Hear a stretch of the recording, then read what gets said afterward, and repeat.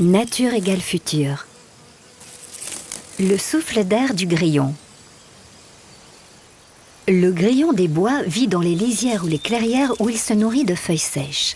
Lors de l'attaque d'un prédateur, il réussit à s'échapper d'une manière fulgurante.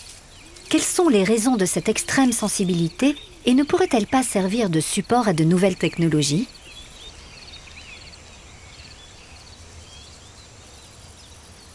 Lorsque le grillon se fait attaquer, il va percevoir le flux d'air qui est provoqué par l'attaquant par deux organes à l'arrière du corps qu'on appelle des cerques. Ça ressemble à des antennes sur lesquelles il y a une foule de poils. Alors ces poils sur ces antennes servent à percevoir les infimes vibrations de l'air. Chacun de ces poils est extrêmement performant. Il a besoin d'un dixième de l'énergie d'un photon pour réagir et l'insecte va combiner toute cette information pour prendre la fuite avant d'être atteint par le prédateur. Le poil sensoriel du grillon est assez inhabituel parce qu'il est très simple et en même temps extrêmement performant. C'est rien d'autre qu'un simple tube qui ne va pas se plier lorsque l'air arrive dessus. Il va bouger à sa base. Il y a un seul neurone à la base de ce poil, ce qui est aussi inhabituel. Et c'est cette simplicité qui leur permettra d'être aussi efficaces.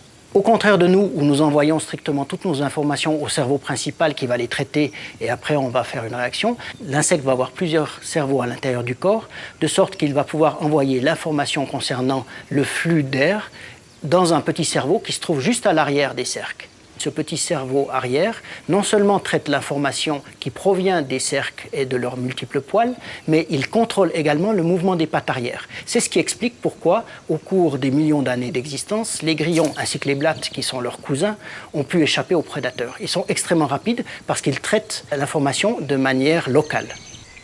La compréhension de la sensibilité extrême du poil de grillon est une source d'inspiration du point de vue biomécanique et électronique afin d'imaginer des microcapteurs ultra performants. La performance inhabituelle du poil de grillon a fait qu'avec un groupe d'ingénieurs, nous avons voulu recréer ceci sous format ingénierie. Et on a fait des microcapteurs, on appelle ça des MEMS. On a fait un MEMS d'un seul poil. Celui-ci fonctionnant, on s'est posé la question de comment est-ce que le grillon perçoit toute l'image de l'attaque. Et pour ça, il faut additionner les informations qui proviennent de plusieurs poils. Nous avons donc connecté ensemble plusieurs poils électroniques et nous sommes arrivés à la définition d'une caméra biomimétique de flux. Autrement dit, à la place des pixels qu'on retrouve sur les caméras usuelles, on va avoir des poils. Et on a une série de poils qui mesurent une image de flux.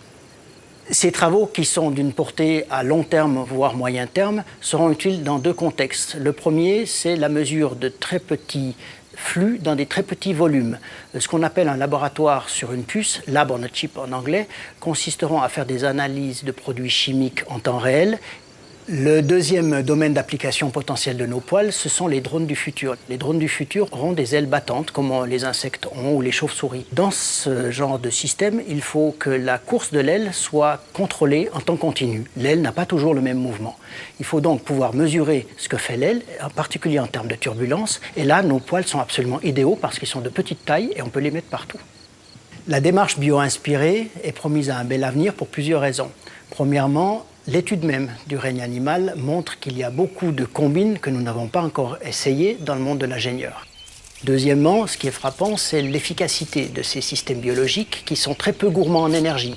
Avec un quart ou un dixième de l'énergie d'un photon, on a un système sensoriel qui fonctionne. Le monde de l'ingénieur est à des années-lumière de ceci. Donc il y a encore beaucoup de marge pour le bio-inspiré.